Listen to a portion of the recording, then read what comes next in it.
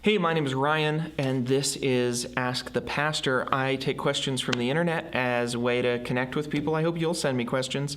I've got a question today I'm going to be answering. It's this: how can you explain what God is? As in, how should we conceptualize God? Wow, what a broad and deep question. I actually talked a little bit about this in my video on monotheism. So if you click in there's a card up there, you can watch my monotheism video. I'll also link it at the end here of this video. But how should we conceptualize God? Such an important question, especially since we understand that all of our conceptualizations of God are conceptualizations.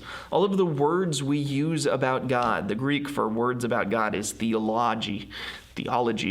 All of those words are word pictures. We're just doing our best to kind of encapsulate this experience of this huge thing.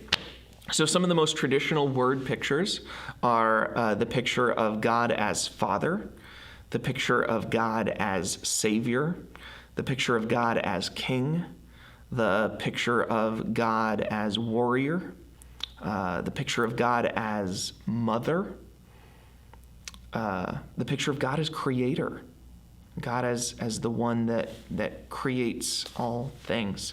These are all pictures used in the Old and New Testament of how God relates with us and exists. Sometimes God is related to animals, like a lion. Sometimes God is related to animals like a chicken, right? Jesus says, how often have I wanted to gather you as a mother hen under her wing? So God is thought of in all sorts of ways. And it's a worthwhile question to say, how do you think of God? What is it you picture when you close your eyes? A lot of us picture an old white man, and that's a problem. Like that, there's just no possibility that is not a result of biases that are implicit in our way of life and the system under which we live. There's no way that a bunch of non-white Jewish people would conceptualize God that way. But they might conceptualize God as an old Jewish man, certainly. And very, very, very often we make God in our own image. I mean, that's just a constant temptation that sinful people have, is to say, oh, well, God is probably like me, but, with a better haircut and like cooler. We've been doing that since long before Christianity. We've been taking the things we like best about ourselves and deifying them.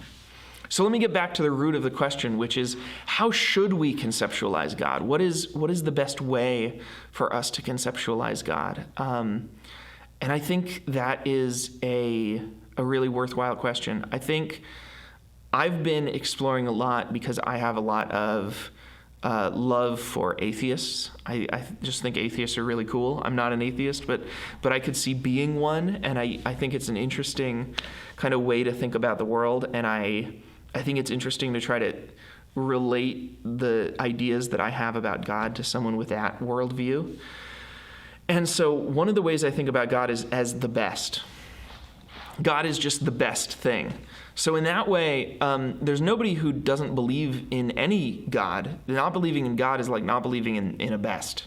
Something is best, but some people believe that Beyonce is God, and some people believe that Jesus is God, right? So what do you think is the best thing?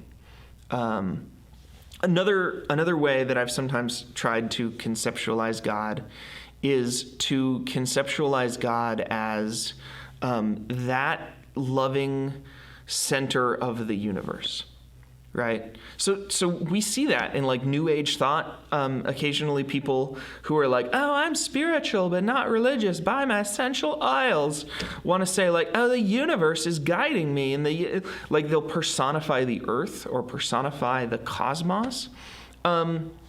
Yeah, like you're actually on the right track. I think you can.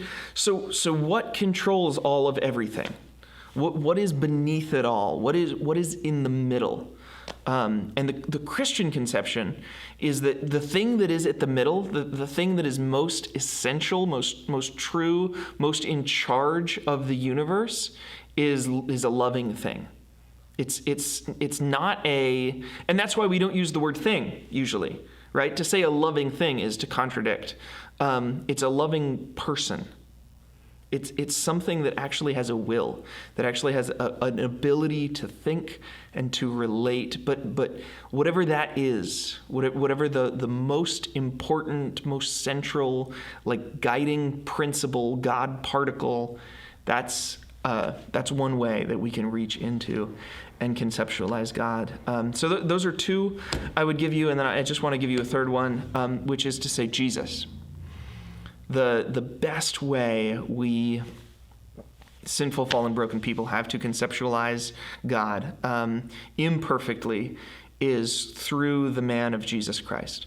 And so the more we get to know Jesus, and the more we get familiar with the God who, sorry, my phone's going off, with the God who came to us in the flesh, the more we have a relationship. We have a picture of God because Jesus was a walking picture of God. So those are some great ways to conceptualize God. They are not all male. They are none of them white, and they're not reflections of ourselves. Because when we do that, we make some important mistakes. But we always make mistakes. We're always grasping around in the dark and trying to do the best we can. And the best we can is never perfect. I hope I answered your question. If I did, I'd love for you to share it and say, hey, you answered my question. And tell your friends. Say, I asked this pastor a question, he answered it. If I didn't answer your question, I want to hear why. I want to know how I can do a better job to answer your question. So clarify, ask me another question, let me know what's up. And if you had nothing to do with this question, but you've got another question, I hope you ask it, and I hope you keep watching. There's some other things to watch that are around here. Thanks.